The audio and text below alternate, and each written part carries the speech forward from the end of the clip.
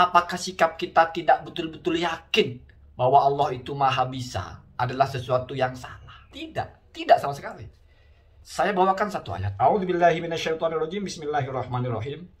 Wa idz qala Ibrahimu Rabbi arini kaifa tuhyil mauta. Jadi orang-orang mati itu menyesal karena mereka sudah kehilangan apa yang sedang kita punya, yaitu hidup. Jangan rendahkan anugerah ini dengan berpikir, hidup begini-begini aja. Setiap hari kerja ya gitu-gitu aja. Ditagih orang lah, lapar lah, berak lah, makan, ngerokok lah. Kehilangan momentum, kehilangan passion, kehilangan feel. Maka kita harus upgrade kejiwaan ini. Harus upgrade, cari hal-hal yang extraordinary.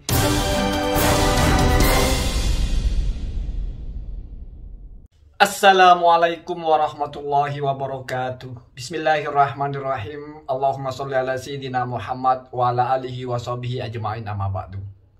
Semoga semua yang menyimak konten ini maupun siapapun yang tidak menyimaknya, Allah berikan kebaikan dalam semua urusannya di dunia, dalam urusan agama juga. Yang terpenting adalah urusannya di akhirat kelak. Amin Allahumma amin.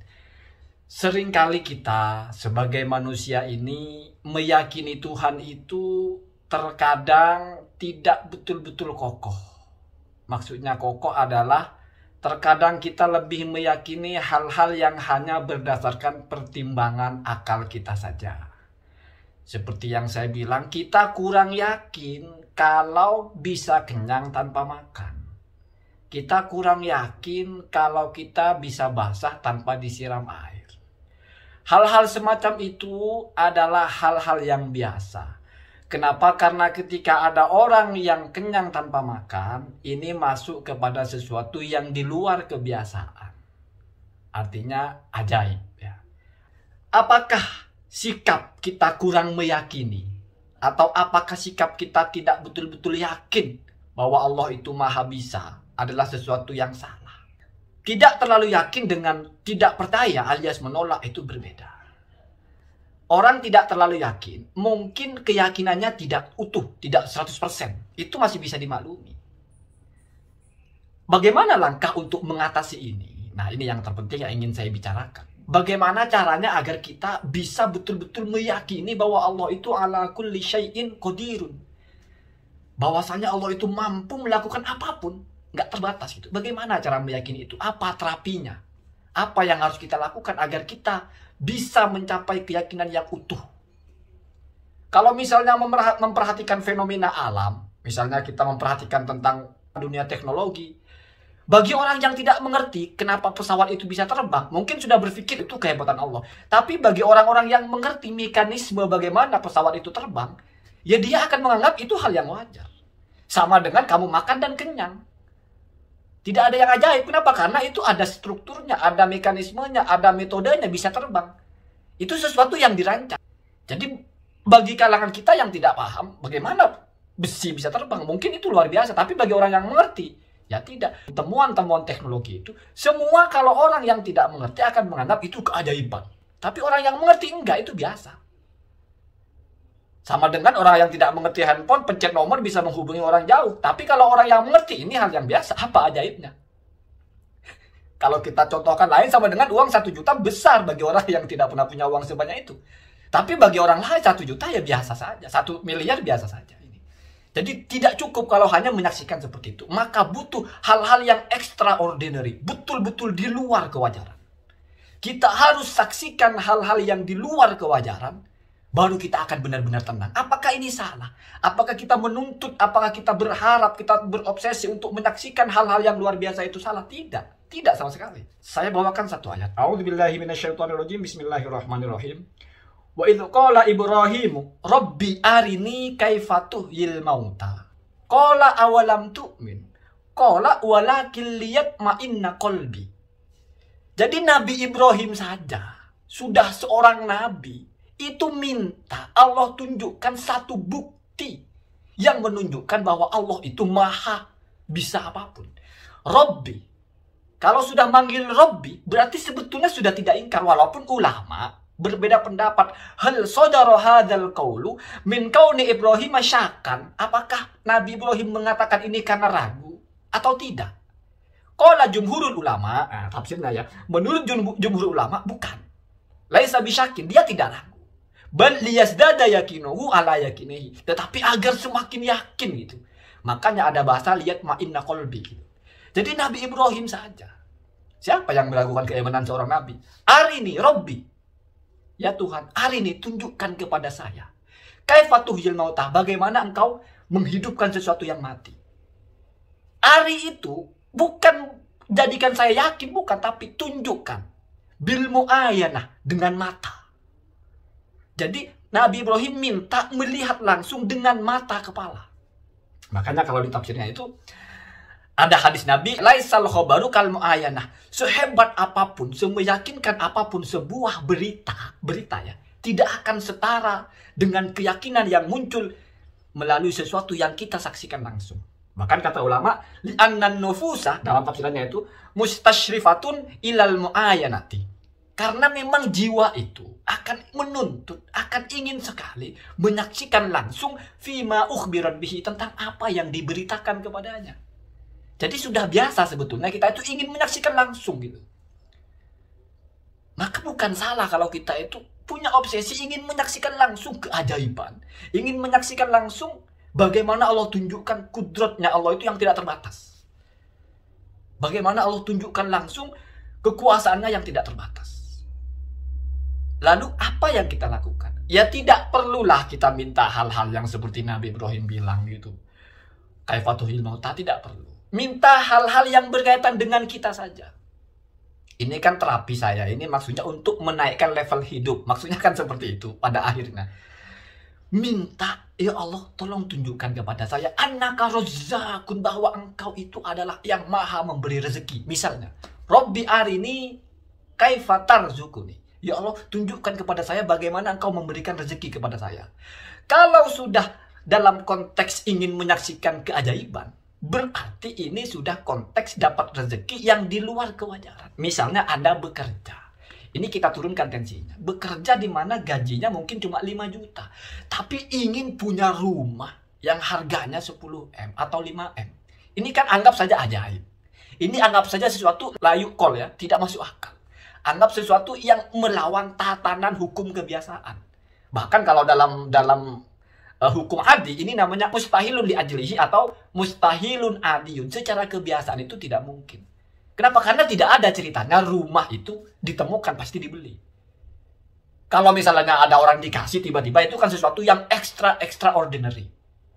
Apalagi kamu tidak berkoneksi dengan orang kaya, tidak punya urusan, mungkin berhutang, ada orang kaya yang butuh kepentingan kayak di film-film. Tapi itu kan tetap di luar kebiasaan. Maka minta itu kepada Allah. Semacam menantang, bukan menentang, menantang. Tujuannya apa? Satu, kalau dapat lumayan. Yang kedua, lihat ma'inna qalbi, biar hati kita tenang. Biar kita betul-betul yakin ada super power yang di luar pemikiran kita. Kalau kerja dengan 5 juta, nabung sebulan 1 juta, 10 tahun baru dapat, ini kan hal yang biasa. Walaupun itu sama juga bukti kekuasaan Allah. Tetapi di pikiran kita kurang klik kalau mengatakan itu bukti kekuasaan Allah itu. Kenapa? Karena hal yang wajar gitu. Maka ketika kita menyaksikan hal-hal yang di luar kewajaran, apalagi mengalaminya sendiri, insya Allah kita akan lebih yakin. Maka mari, ya kan tidak mengganggu apa-apa juga, kita berobsesi hal-hal yang baik. Ya Allah, saya ingin sekali punya uang 1 miliar atau 10 miliar. Bagaimanapun caranya, arini ya Allah, kaifatu'tini fulusan la yuhsa. Ya Allah, tunjukkan kepada saya bagaimana Anda itu memberikan saya uang yang tidak terbatas. Kenapa? Li'annaka fa'alun lima yurid, karena engkau adalah zat yang mengerjakan apapun. Fa'alun itu bukan cuma fa'il. Kalau fa'il itu isim fa'il, kalau fa'alun itu mubalagh untuk ismil fa'il. Maha. Berarti no limit. Wa ma lam yasha' lam yakun, wa ma yasha'u yakunu. Apa yang tidak Allah kehendaki tidak mungkin terjadi. Apa yang Allah kehendaki pasti terjadi. Ini kita tanamkan, baru kita meminta hal-hal yang di luar kewajaran. Tidak apa-apa. Iseng-iseng berhadiah. Mengikuti teladannya Nabi Ibrahim. Bukan ingkar, bukan tidak percaya. Tetapi lihat ma'inna qalbi liyazdada imanuna wa yakinuna, agar keimanan kita bertambah, agar keyakinan kita bertambah. Bukankah sering kita lihat ada orang-orang yang mengalami, bahasanya itu pengalaman spiritual, lalu dia menjadi semakin beriman. Itu dalam semua agama, bahkan ada orang pemabok, pejudi, sering kita dengar tiba-tiba dia sedang mabok, ada suara lah, hal-hal yang di luar kebiasaan membisikkan, oh kamu yakin ini, tiba-tiba dia menjadi orang baik. Bahkan ada seseorang yang menjadi ulama besar dari sebelumnya penggali kubur, yaitu Syekh Abdurrahman Al-Haffar ya. Haffar itu kan penggali kubur gitu. Dari kata hafar, hafirun, hafarun, yang sering menggali kubur. Menjadi ulama besar karena menyaksikan keajaiban. Keajaiban apa? Ada orang, anak masih muda, dikubur. Lalu ketika dia menggali kuburannya itu, ketika jenazahnya ini ditaruh, dia itu menyaksikan ada kuburannya itu menjadi taman yang indah sekali, taman surga. Dan ada dua makhluk putih datang mengambil jenazah itu. Tetapi si lelaki ini, Abdurrahman ini pingsan. Belum tuntas dia melihat dia pingsan. Setelah terjaga, dia ingin tanya kepada ibunya yang mengantar perempuan itu, anak itu. Tetapi dia pikir mungkin ini halus saja. Mungkin ini halusinasi saja. Mungkin ini saya hanya alam bawah sadar atau pemandangan-pemandangan yang tidak jelas itu. Tetapi beberapa bulan kemudian, datang lagi. Ibu itu membawa jenazah yang sedikit lebih tua dari anak itu. Dikubur lagi dan terjadi hal yang sama. Tapi kali ini Abdurrahman ini tidak pingsan. Kata dia, saya tidak boleh pingsan, saya harus saksikan langsung. Benar sama. Kuburan menjadi taman surga, lalu datang dua makhluk putih lah, malaikat bahasanya, dibawa itu jenazah terbang ke langit. Setelah selesai, si Abdurrahman ini menemui ibunya. Itu anak Anda. Saya menyaksikan begini-begini sampai 2 kali. Kalau yang pertama saya tidak cerita kepada Anda, karena saya pun khawatir itu adalah hanya halusinasi. Tapi yang kedua saya menyaksikan dengan sadar. Jenazahnya dibawa ke langit oleh makhluk yang sangat indah dan kuburannya menjadi taman surga. Apa yang dilakukan oleh orang tersebut? Dan siapa orang itu? Si ibu menjelaskan, anak yang pertama itu anak saya kerjanya mencari ilmu. Sementara yang kedua adalah anak saya juga, kakaknya, kerjanya mencari kayu. Tetapi untuk menyangui atau untuk membiayai yang mencari ilmu ini. Mendengar keadaan seperti itu, Syekh Abdurrahman Al-Haffar ini langsung datang ke Masjid At-Taqwa, masjid terbesar pada waktu itu di Syria ya, di Suriah ya. Ini kan cerita dari ulama Suriah ya. Syekh cucunya dari Syekh Said Al-Burhani kalau tidak salah. Syekh Hisham Al-Burhani yang menceritakan ini. Lalu si Abdurrahman itu yang penggali kubur itu datang kepada kakeknya Syekh Hisham Al-Burhani ini. Saya ingin belajar ilmu. Ditanya, kamu umur berapa sekarang? Ya sekitar 40 tahun. Dengan mengalami pengalaman spiritual semacam itu, menyaksikan bagaimana Allah tunjukkan hal-hal yang di luar kewajaran, jenazah terbang, kuburan menjadi taman surga, maka orang ini berubah drastis menjadi orang yang gigih mencari ilmu. Sampai di usia 40 dia masih mau belajar. Dari yang paling kecil menghafal matan jurmiyah, al-kalamu huwal lafdul mufidul murakabu bil wad'i wal kalimatu, dan seterusnya. Dan akhirnya orang ini menjadi ulama top di Suriah, menjadi gelarnya Al-Haffar, Syekh Abdurrahman Al-Haffar. Ya kita mungkin dapat pengalaman spiritual dalam ilmu sehingga kita menjadi ulama.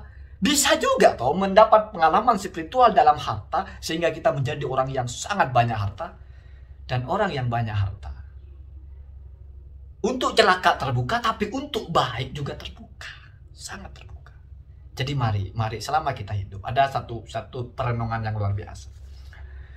Ketika kita mulai jenuh dengan hidup ini, ketika kita mulai merasa hidup kok begini-begini aja, ketika kita mulai merasa betapa pentingnya kita masih bisa bernafas, masih bisa hidup, masih bisa kesana kesini, datanglah ke kuburan. Biasanya kan datang ke orang sakit gitu kan. Enggak. Datanglah ke kuburan dan lihat. Mereka semua, satu-satunya yang paling mereka inginkan adalah hidup kembali. Untuk memperbaiki apa yang kurang. Kalau di Al-Quran kan, ya Allah kalau coba tundalah ajal saya akan bersedekah itu. Jadi orang-orang mati itu menyesal karena mereka sudah kehilangan apa yang sedang kita punya, yaitu hidup. Jangan rendahkan anugerah ini dengan berpikir hidup begini-begini aja. Setiap hari kerja ya gitu-gitu aja. Ditagih orang lah, lapar lah, berak lah, makan ngerokok lah. Kehilangan momentum, kehilangan passion, kehilangan feel, maka kita harus upgrade kejiwaan ini, harus upgrade dari hal-hal yang extraordinary. Ya mungkin kalau punya duit jalan-jalan menyaksikan hal-hal yang ajaib, ya itu kan tidak bisa kalau tidak punya uang. Maka mari internalkan saja Setidaknya punya program, punya agenda spesifik dengan Allah. Ya Allah, saya ingin ada bukti bahwasanya Engkau bisa memberikan saya rezeki tanpa batas, walaupun pekerjaan saya hanya masih seperti ini, dengan jalur apapun. Terus Anda meyakini seperti itu. Insya Allah, bimasyiatillah. Saya doakan saya juga, semoga maka khairun lana Allahu yu'ti, apa yang baik bagi kita Allah berikan. Dan Allah berikan. Assalamualaikum warahmatullahi wabarakatuh.